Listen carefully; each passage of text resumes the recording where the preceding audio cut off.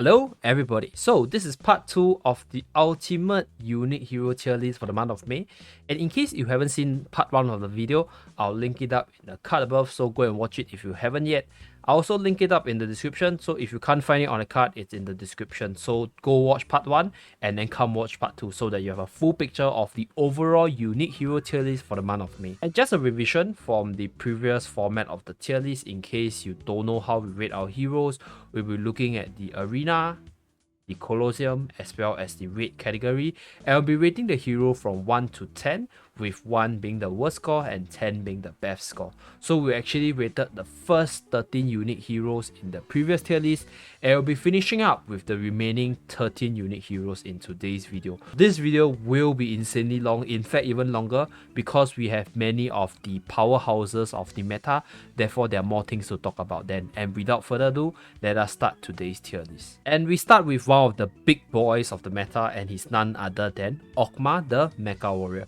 So Oghma is amazing for all sorts of PvP contents, simply because of the different setups he can enable with the defense buff from his special ability as well as his party buff. So his party buff is only one with the plus 45% defense, because all the other rare tanks have only plus 42% defense. So it's very valuable as a standalone like unit because of how rare that party buff is, and he's definitely deserving of the 10 for both the arena as well as the Colosseum, because you can just simply slot him into any team and he will make your whole team much more tankier and survive longer. So he's like the best go-to tank other than Princess, which we will talk about later, to make your whole team beefier because of his kit and stuff.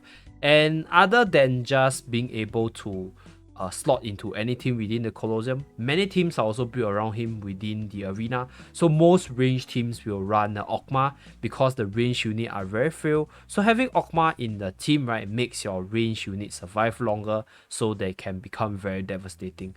As for raids, right, because like I mentioned a lot of time, or if you have heard of it a lot of time through the whole different internet about Oghma, he's a super duper good mid shield, but he doesn't deal enough damage. So when you compare him to the many other temp options, you want to be able to increase your whole team's survivability by increasing their HP or by increasing their defense, at the same time dealing as much damage as possible. So in this aspect, Oghma kind of suffer because he's the best mid shield but not a decent damage dealer. That's why his raid score is relatively low, scoring only a 2 on our tier list. Oghma is a very popular choice for Arena, and there's obviously a good reason for that. He doesn't deal a lot of damage, but instead he's focused on boxes and running around and not getting hit and being annoying with his chain, trying to chain the enemy.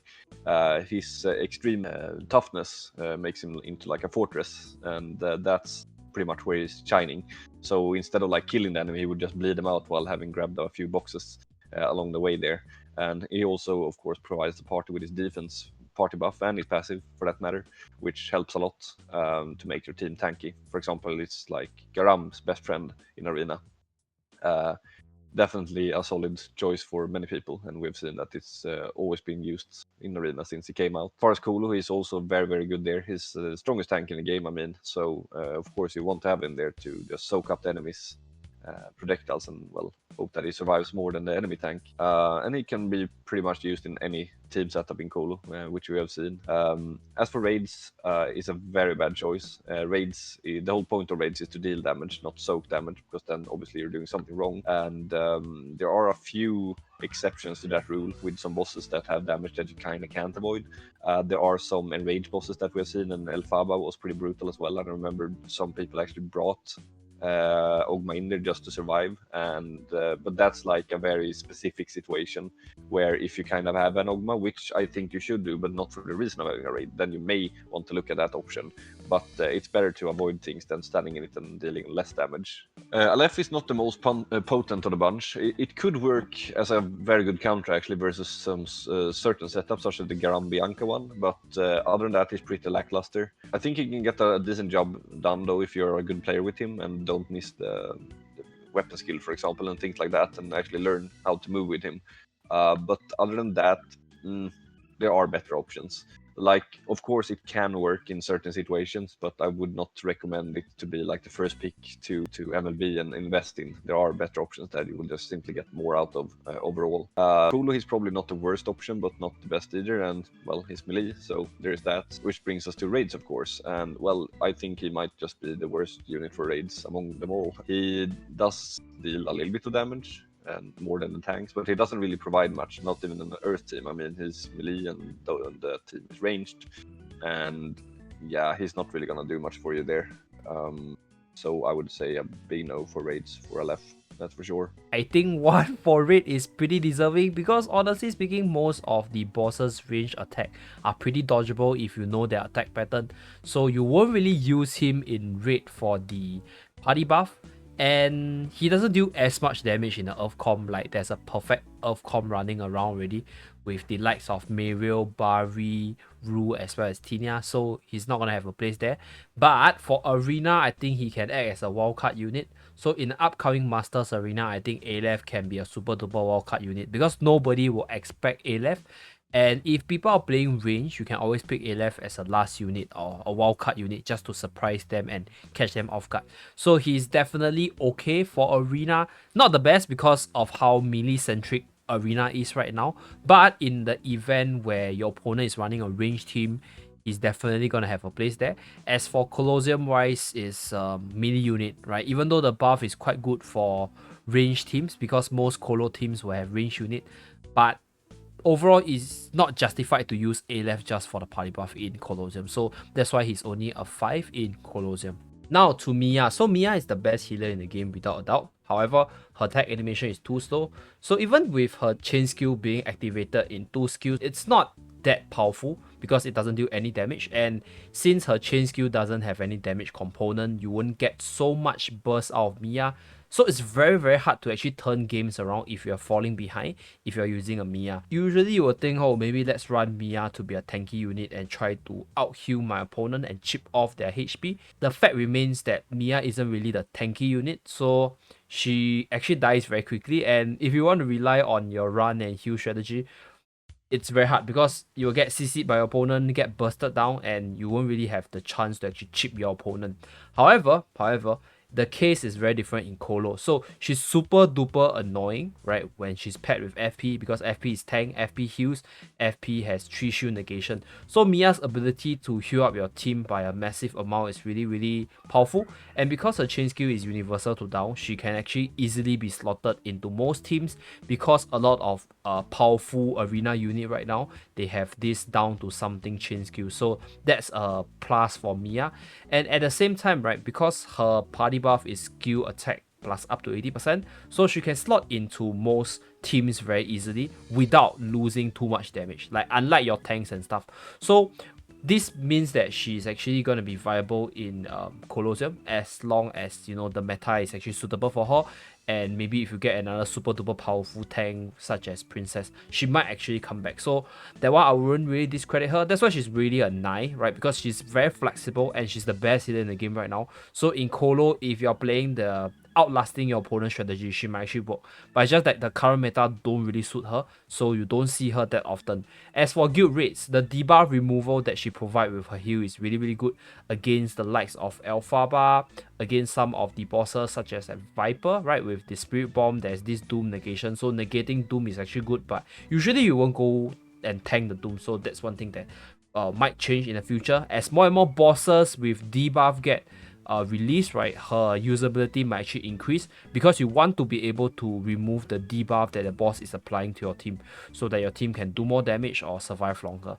And yeah, healing basically is secondary option to tanks, right? So if you can't heal up, you put in a tank to survive longer. So basically she's decent in raid, so that's why she deserves a 6 point, but she's not that powerful because the main purpose of raid is to do as much damage as possible.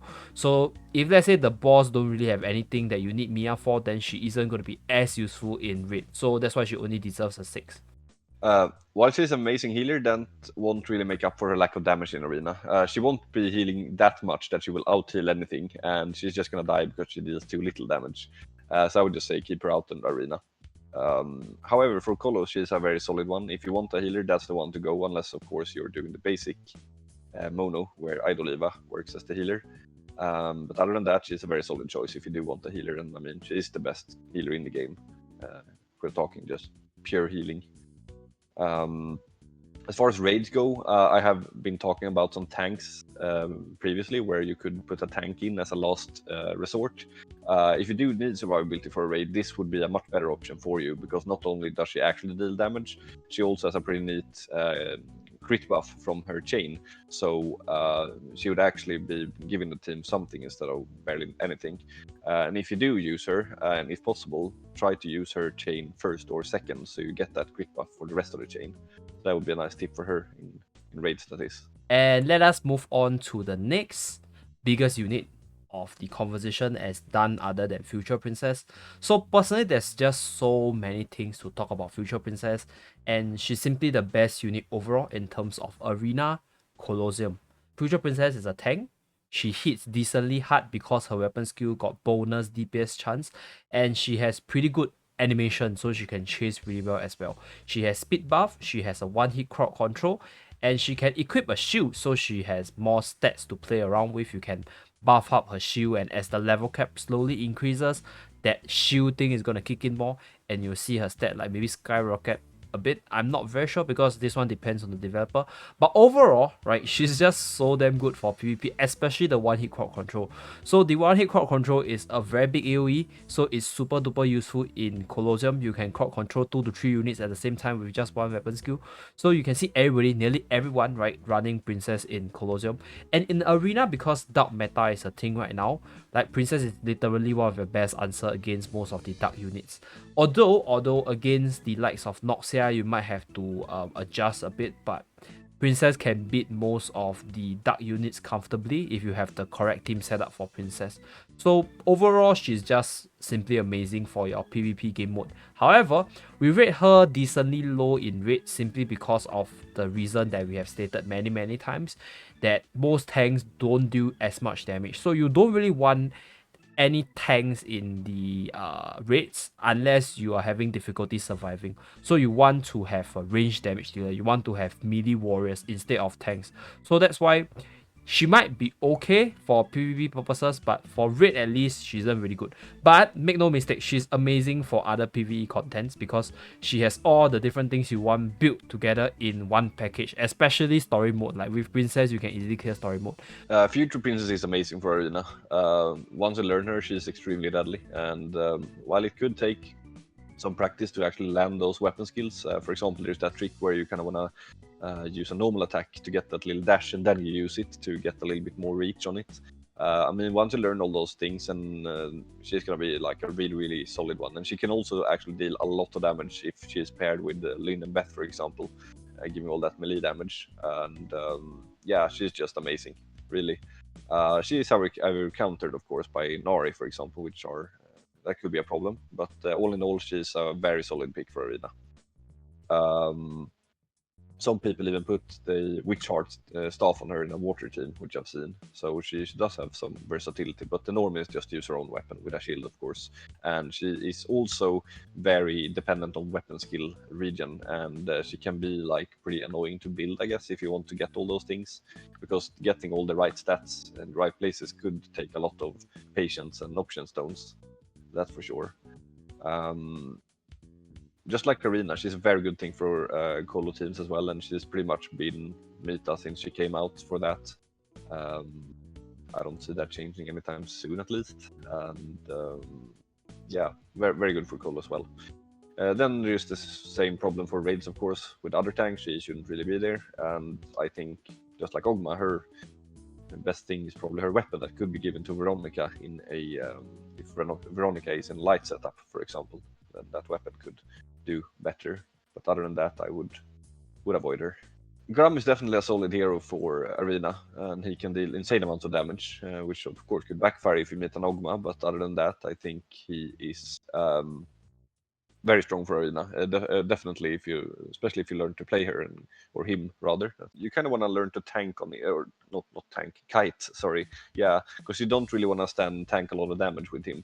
And Oghma is more or less pretty much a requirement, I would almost say, for him, because he is very squishy without that, and you're gonna just have problems. But definitely a strong hero for Arena. As with Kolo, also a very strong one. Either as AI or as a leader actually, and he can deal a lot of damage when paired with Bianca and Oghma and FP. As for raids, he's also very solid. Sadly, he does buff water attack, which is very good for a water team, but not for others. And that's the reason we didn't give him a 10, because he's pretty much locked to a mono element thing. There are some cases where, of course, he would be working outside of that, but generally he's not just as versatile as the other 10s, and that's the reason we didn't go for that. But for what he does, no one really does it better than him as a general rule. And that's, of course, killing the fire bosses. So Garam is, like Lulleh mentioned, not very tanky. So in my opinion, I think Garam is like a min-max unit as well, just like Bianca. So min-max in the sense where if he has maxed out stuff and he out damages you, he can kill you before you are able to like do much damage to him. So he can survive your barrage, and yeah, because he doesn't really tank that well. So even if you put him in a Oghma team, right, he's still gonna die pretty easily if the opponent has very heavy firepower. And yeah, so that's why he might not be suitable for everyone within the arena, but he's definitely strong in the arena if you give him the correct map as well as the correct setup. And for raids, I don't think there's much to really talk about him, right? He's one of the best damage dealer in the game, so definitely a go-to for raid. Although he didn't get a 10 because he's strong, but he's not flexible in terms of team building. So you can't really slot him into your light crit team. You can't really slot him into your earth team. So yes, a lot of damage is a thing in raid, but flexibility is another thing. So sometimes there might be some bosses that Garam cannot deal with. So that's one thing that slightly lower his score. That's why he only has a 9. But overall, Garam is a great unit to own at the current phase of the game. And moving to our next hero, we have another meta hero in the pool, and she's none other than Dark Magician Beth. So I'm pretty sure most of you guys have seen how powerful Beth is based on your own experience in Arena, based on all the different Arena YouTubers streams and stuff. So yeah, she's basically a 2-button OP hero in Arena. She just clicks her auto attack and then she uses her weapon skill to chain you, and she excels at most maps in Arena and is very well rounded. Like, she is able to sort of heal herself by generating shield. So the only real way to actually fight her is to either use light unit or out damage her in the form of using a ranger to just snipe her before she kills you. But she can fight most units evenly on even grounds if you have the correct setup, the correct equipment, and sufficient stats. And another thing about Beth is she's basically the key reason why the whole arena is so melee centric, because people are building teams around her just because she's that powerful. And Lynn, Beth, Future Princess is one of the OP combo. We also have Beth, Future Princess, and Oghma as well, the more stable ones. And once in a while, you also see like mono dark teams running around as well. So that's one place that she can also excel at, but not that strong in that phase. Just overall busted unit for PvP contents, and she's not going to be as good in Colosseum, but one of the better melee units. And for raids, I don't think I need to say much. She has melee attack, so dark melee team. She has dark resist down, so she can be slotted into dark teams as well. And she can also be slotted simply into any teams that's trying to run melee compositions. So yep, that's why Beth is pretty decent overall as a standalone unit. Apart from the damage and the survivability, she's giving herself a shield when it's attacking. She also has really good chasing capabilities, which could be a problem for melee characters if you do the attack cancel thing, like the normal attack, and then you do the dash, which will make her catch up to range units easier. She's just really strong, and she obviously gives the melee attack, and yeah, she's amazing. As for Kolo, she's still a melee. I've seen her being used by some people though, and I guess it kind of worked, but it's not a team that you're gonna go all the way with. Definitely having a Beth in there, so I would still not go for it. But like if you have her and no other better options, then that could be worth to look into. That's for sure. As for Rage, she's amazing, either as a lead or a AI in a Dark Mono team. The Beth, Arabelle, Lupina, and Eugene setup. And yeah, she can really work well. You can also put Karina in there. I remember doing that on Invader a few raids back actually. I think it was an Enrage Invader even, where I would just face tank the boss and just lock the boss, so the boss wouldn't like reach my team standing in the back. I would just stand there and hit them, and just was so brain dead.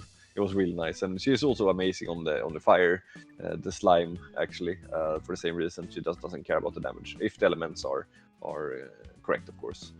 And she can also be used as part of the fire team, and there you do want a fire two-hander, and that could obviously be a little issue to get, but that's of course also an option if the fire team requires her. I mean, she does have a spot there, but yeah, if you want to get the maximum out of her, that's what I mean, then you do want a fire two-hander. But it also works with a dark one, so don't like not bring her just because it doesn't happen to have a spare prominence or whatever, because she will still remove some dark resistance from the boss, carry her own weight. It's just that she won't get buffed by Plitwise, of course, with 50%. So Big Mommy Rue, she's a 7 for Arena, a few simple reasons. She hits really hard, she can chase, she can apply attack debuff, and she has basically a very big AoE weapon skill. So the targeting mechanics for the weapon skill is really neat as well. It's quite fast, so it's easy to use the weapon skill. But the key reason why I think she's not that powerful overall is because her weapon itself doesn't have the inbuilt weapon skill regen speed like most exclusive weapons should have. So even though she's pretty hard hitting, she isn't going to control the enemy as fast as compared to like other heroes which have their own inbuilt weapon skill regen speed. So that's one thing to consider for her.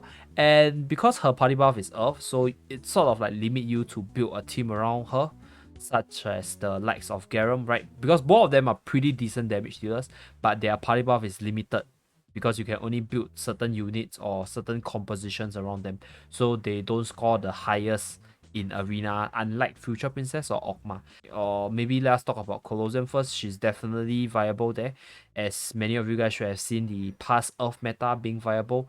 So as long as there's a chance for the Earth meta to come back, I believe Rue will have a place there, and she's really decent there because she's disruptive to the backline and she hits really hard. If your Garam is popular, right, just place in a Rue, you can hit the Garam really hard. Bari, Tina, Mayreel, and Rue is the strongest Earth raid team you can get right now, right? Their overall synergy is simply amazing, and their overall chain is just perfect, right? They can complement each other in terms of the overall chain skill potential. So that's one thing for her, and that's why she's pretty high in terms of overall score. Yeah, no, she haven't really been the most popular option there, but after recent buffs, I think she's a lot more viable, or so I've been told at least. And like on paper, it also looks really nice actually. She had some damage increase by quite a lot, the base damage that is, and as you said, also her like she doesn't really have the skill regen, but at the same time they increased her I think the size of the weapon skill as well. So basically, want to build her so that you can survive long enough to get those two off, and she's pretty tanky as well. So I think it's more viable now than before, definitely. And also with the release of Mayreel, of course, she's a lot more viable. We're gonna look at that later as well. As for Kolu, she was a good option in the Earth trio to counter the water teams, but now obviously she's phased out of the meta. But there's of course still water teams there, so I'm sure you would have some more use of her if you would want to counter one of those teams. Because I've seen at least in Europe those are pretty popular, and I would assume that's the same in other places. Then of course, like I said, Mayreel is now out, and Rue actually has a really solid spot now in the Earth raid team. That would be Mayreel, Bari, Rue, and Tinia. So it's like the perfect 4-chain there, which means you can actually get like 8 or 8, 9, or 10 actually, depending on the VSR chains on the boss. So you do like a 2-4-4 or a 2-4-3. I guess it's really hard to get the 2-4-4 on certain bosses there. I remember Marina last raid, for example, or Arena for that matter. So yeah, before it was kind of like my problem with her was that she didn't really do like an amazing performance over Hecate, for example. But she costed the double. But now it's like a lot better with this synergy here. So yeah, I definitely like her more now. I'm gonna personally invest in her and MLB her soon. And next up, we have Archangel Gabriel, who scores a 8 for Arena, 8 for Colosseum, and 9 for rates. So why is she a 8 for Arena? She pairs really well with Nari, one of the most meta units in Arena. Like a lot of people were commenting about Noxia being a counter to Nari. That's why you pair Gabriel together with Nari, because Gabriel covers the dark weakness of Nari very well while gaining a lot from Nari's range buff.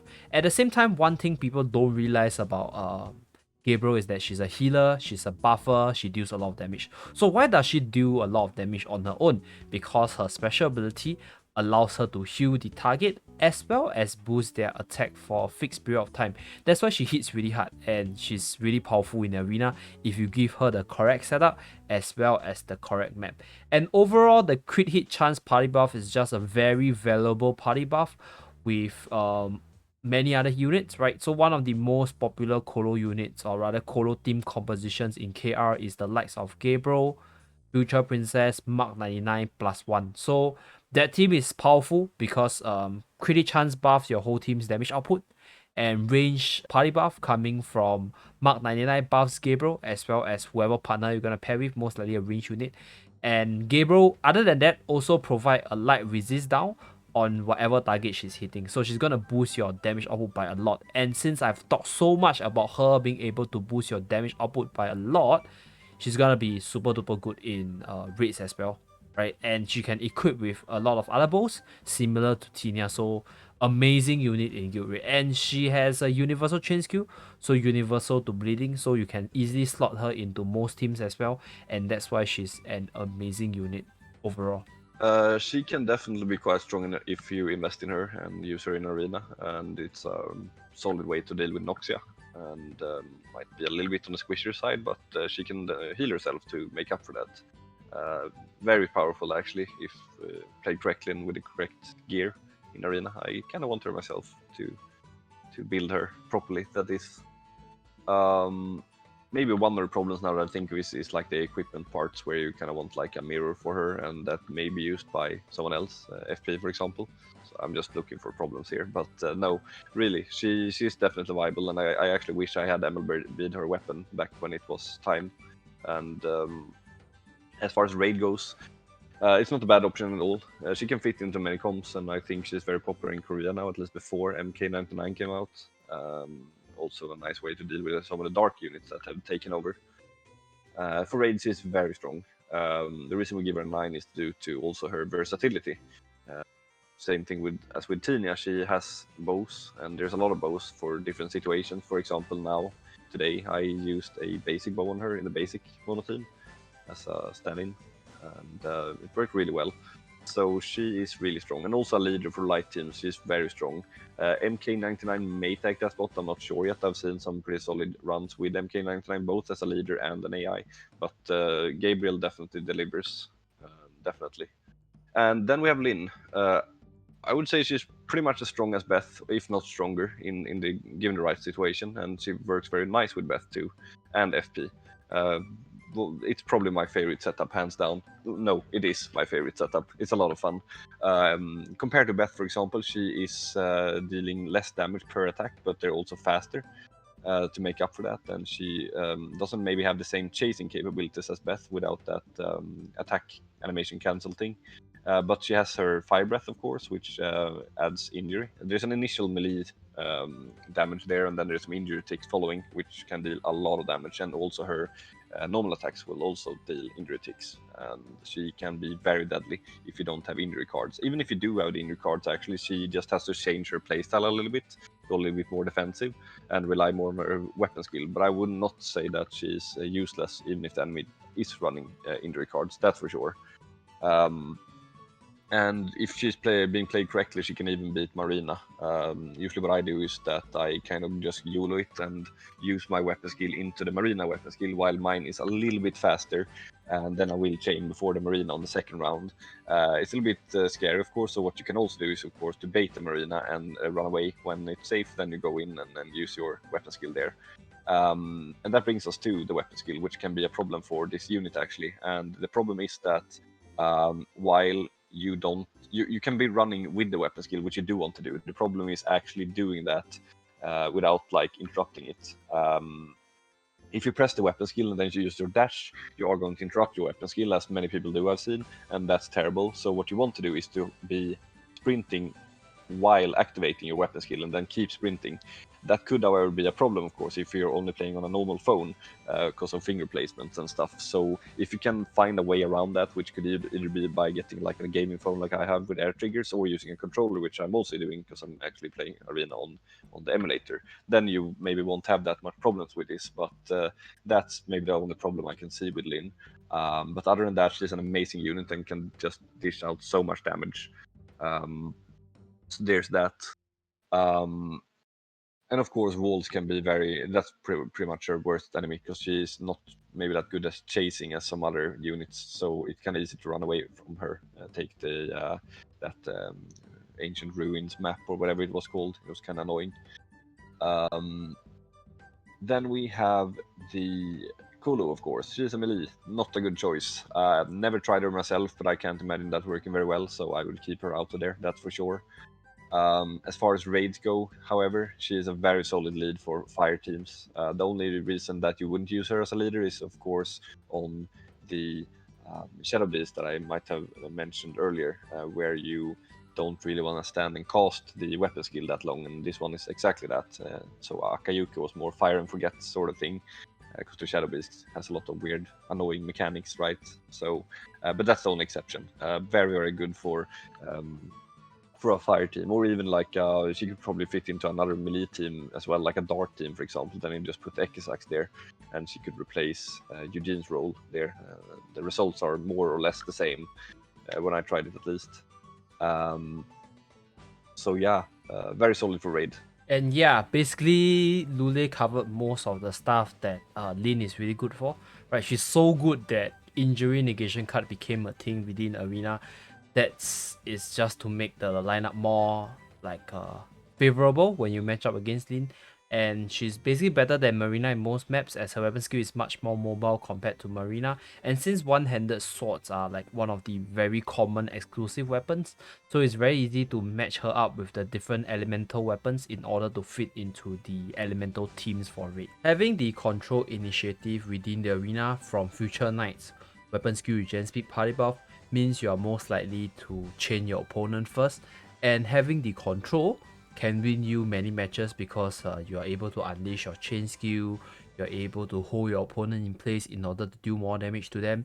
And overall, the reason why she's only at 8, right, is because her normal attack does not pass through walls, and that hinders her effectiveness in some of the arena maps, and that's why she's only at 8. Although she's really, really powerful in the arena, because like I mentioned earlier, control is one important factor for arena wins. And other than that, right, as a standalone unit in terms of damage dealing, Future Knight definitely delivers because of the high attack frequency coming from a bullet. So just imagine firing like 30-40 bullets straight in your opponent's face, and every one of the bullet actually crit, and that's simply crazy, right? So that's why she's pretty good in the arena. And her power level in the Colosseum is definitely very high because she's part of the basic teams. Although the basic team actually died down a bit with the dark meta in the Colosseum, however, the upcoming, or rather the current release of Mark 99 means that the meta is going to shift towards the light meta with the likes of Future Princess, Gabriel, as well as Mark 99. So Future Knight definitely has a place, right? You can actually counter the light team in Future Knight, and that's why she deserves a very high score for Colosseum as well. And as for raids, even though weapon skill regen speed is really useful in the control department, it's not that beneficial to the support units. So overall, Future Knight doesn't really offer much to the other 3 units. If Future Knight is not the leader unit, right, it doesn't offer much to the 3 support units. So even though you can control the boss much more easily, and yes, you can survive longer because you can hold the boss in place for longer, but other than being really, really good in the basic team, Future Knight is okay because her buff is not fantastic. However, because a lot of the EX guns, right, the exclusive weapon guns, they're actually guns, so you can actually equip it to Future Knight, who can shoot out a lot of bullets and do a lot of damage and synergize with the different elemental range teams. So that's one way you can actually build Future Knight. However, she won't be much higher than an 8 because she's not a must for every team, unlike the likes of Nari, and she's not the super duper powerful, can hit really hard for any raid bosses such as Garam, so that's why she's only at 8. Future Knight can be very strong in arena if played correctly. Also quite map dependent, I would say. That's for sure. And I think she's pretty reliant on her weapon skill. And you don't want to go too much cowboy with her, since you can't tank anything that well. She of course has her shield, but that only lasts for one attack, so gotta be careful with her. But if she's played correctly and being very defensive while landing those weapon skills, she's gonna chain the enemy and then it's bye bye. And of course, she also does her. She gives the party buff to the team, of course, which can be really annoying if you have others that could benefit well from it as well. Mayreel is one example that works really well with her, and not so much Nari, for example, because she's not relying on her weapon skill at all. So there are some things to consider if you're going to bring Future Knight, and some also think that you kind of 2v3 if you have her on the team, because she's maybe not that good on herself, but she brings a lot more to the team instead.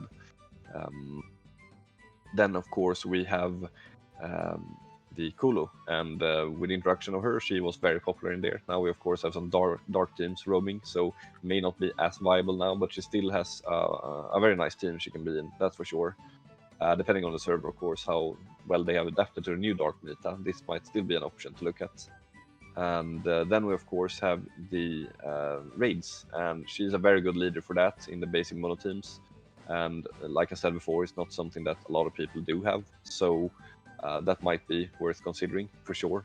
You're going to be taking care of those light bosses in a whole different way than if you did not have this.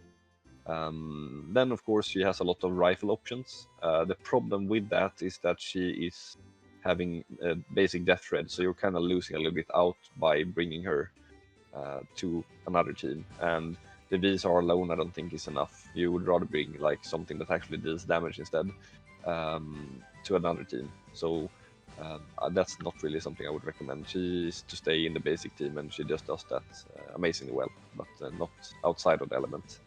Veronica is not the best option for arena. I've seen some trolling by guildmate actually by her, so a little shout out there to him, using Eva's weapon and having some very hilarious outcomes actually. But it's not something I would bring for like a serious session in the arena, that's for sure. She's pretty much reliant on her weapon skill, and she's not really having amazing damage, which means you may want to use FK maybe to offset that, and then you don't really have a strong weapon skill anyways to do that with, so it's just gonna be really bad. So yeah, I won't really recommend her for arena at all. As for Kulu, if lack of better options, I think she could definitely have a spot in a water team. I've seen it work. However, maybe not the first thing that comes to mind. Then we of course have the raids, and she's been a lot more popular there lately than she was initially. And what I said last time still stands, of course, that Cope is the budget option. However, if you do have the funds and the means to build Veronica, she can definitely be a nice addition to the team, that's for sure. Working in either a light team with the FP's weapon or in the water team, of course. The problem still is the buff, of course, and you kind of want to stay close to her to make sure that you do get the buff. And another problem with her as an AI, of course, is that the buffs aren't really casted together, so you don't really have that nice like burst that you could on paper think that she would give. So that could be problematic, but I think she's definitely not a bad pick, that's for sure. And of course we had our fun in Camazon as well while it lasted. Well, I have my personal take about Veronica. I think Veronica is a really fun unit in arena, especially when you pair her up with Future Knight. The weapon skill regen speed buff makes Veronica a beast if you can combo and chain your opponent, and she can heal up, so she has heavy sustain as well. However, I got to admit that she has a very linear playstyle in her, and she doesn't really fit that well into the other teams. So she's good when you pair her with Future Knight, but other than that, she will just be a meh. And outside of that combo, I think you won't really chain your opponent that easily. So I can also think of you maybe running a crit team. So the crit hit multiplier coming from her buff will make her hit harder. And yeah, that's pretty much all the combos I can think of with her. But other than that, I think she's a strong existent in all water teams for Colo, but not the best because there are just way too many better Colo units out there, so she's only worth a 7 overall. And in terms of rate, she's definitely valuable in buffing your team to increase the overall damage output. However, one thing to take note of her in raid, as mentioned earlier by Lulleh, is that you have to make sure that your unit actually stay close to her in order to benefit from the crit hit multiplier buff, because the AoE of that buff isn't really very big and it's not a whole map kind of thing. So you got to make sure that either your main unit, the one that you control, or you have to make sure that the lineup that you put her in allows the unit to stick close to her in order to benefit the whole team in terms of the crit hit multiplier buff. Well, for Noxia, my take on Noxia is that she's a really disruptive unit in PvP. So I think she counters some of the most powerful unit in the arena, such as Future Knight, Nari, those units that require projectile aiming, such as Bianca is heavily affected by her as well. So that's one thing that I think she's really good at, and she can beat those heroes like hands down. No way you can counter her. However, because there's a lot of light units running around, right? Gabriel is a thing, Future Princess is a thing, and Mark 99 being released recently is also a thing. We will not talk about Mark 99 because she's just going to be released when this video is officially released, but Mark 99 is a super duper good counter for Noxia. So that's why her score is only at 8. And even though her spirit can redirect range attack as well as projectile while messing some of the aiming of certain melee units can actually just use their normal attack, do some animation cancelling. So it's more control, but you can still do with Noxia pretty well, and if you know how to counter her weapon skill and stuff. No doubt she's a super duper strong unit in both the Colosseum as well as the arena game mode, but it's very hard to actually fit her into anything, right? Because she's just not as versatile when you compare to the likes of Future Princess as well as Oghma. But the thing about the spirit is it's a very very new mechanics, so we will have to wait to see whether or not in the future with all the level buffs and stuff she can be even better. But as of now, I think she's pretty deserving of the score of 8. And like all the other plus HP party buff units, she's not the best damage dealer, so she's definitely not very strong in raid. That's why she only score 5 for guild raids. Personally, I don't have a lot of experience playing her, or mostly like against her. On the right map, she can be a very solid character, and her summoning capabilities is like really unique and new for a lot of like for the game. I mean, in general. So there's like a lot of interesting opportunities you can take there, and place. Such a baiting enemy weapon skill onto her pet, for example. We've seen that with like Oghma trying to hit her, and also of course Future Princess and others. And if she gets her chain off as well, that's going to be a really big issue for the enemy. There are some ways to, of course, play around these things, and I think initially people were just super confused and thought she was like downright super broken. You can play around these things by like standing closer to her or getting closer to her. Say on Future Princess, for example, you would like use your normal attack and get closer to her and throw your weapon on her instead of the pet. But despite this, it's still going to be annoying. I mean, so I think she's definitely a solid one for Arena there. She also hard counters Nari and Bianca, which is interesting because those are pretty, popular, I guess. So like if you get someone playing, like FP Nari Bianca, and you can have your Noxia against those two, it's pretty much a guaranteed win, I would say. In the Colo, she is part of the meta now and dominating pretty hard there. Do you need her? Probably not, but like it's probably gonna make your life a lot easier. But like I said, I don't want to say like go for this because of the Colo meta, because she's like that meta is changing all the time, right? And as for raids, she's like a ranged version of Lan and Visvak, and doesn't really provide anything except for the HP buff, so I wouldn't really bring her there. For PvE content though, like the story or whatever, I know we don't talk about that. Just want to add that anyways. It's probably gonna make life a lot easier for people. So yeah, just as a like last thing about her, if it's worth investing in or not. Like if you really care about the arena and you like want to go for that, she's really good to have there. But she may not just overall be the most how do you say, worth thing to invest in if you have other characters that are more versatile that you can use for all the 3 game modes or whatever if you want to play that. So that's just my little thing there. But she's definitely good at what she does. She's a lot of fun in arena. It takes a little bit to get used to though, because she relies heavily on her chain. So you're gonna like want to play her just like Eugene. So you just want to like kite people, and then you go in for the weapon skills and then chain them, and that's just probably gonna delete most things you're gonna hit. Maybe like an Oghma could survive or whatever, like a very tanky FP for example, but it's gonna damage them really hard. If you do miss it, however, it can get really bad. So you really want to like take some time and get used to her, and make sure that you hit those weapon skills. I had a run last week actually, and or on her release actually. Didn't go too well for me because I'm not that good with ranged in general. But Epi, for example, did like 70 out of 70 wins with her, and it was a lot of fun to play with, honestly. Um, so once you learn to play her correctly, she's gonna be really really strong. Um, Also testing some teams with her, it felt like 2 HP buffers was the way to go with. So for example, FP and Noxia, just for that extra survivability, because you want to survive long enough to get those chains out, preferably for 2 games. I mean, right? Kill the first one and the second one. But yeah, FK was also like a popular teammate I saw, but I tried it, and I don't know if that VSR was actually worth the lack of survivability, or the less survivability rather. So I prefer to go with this. And of course now with Masters, maybe even bringing Bari Rue in there could be something that people are gonna do. I don't think that's like the best idea though.